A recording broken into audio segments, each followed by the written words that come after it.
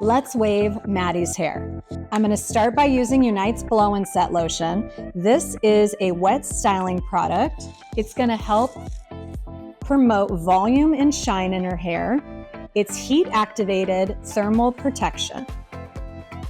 Okay, so I applied the blow and set all throughout her hair, roots to ends, and now we're going to go in and begin blow drying.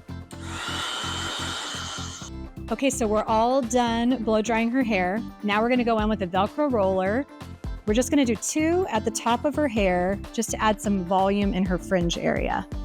So for today's waving technique, I'm gonna take a 1-inch long barrel iron, place it underneath the hair, and then just wrap around. And then for the next section, I'm gonna do the same exact thing, but I'm gonna place the barrel on top of the hair and wrap it around.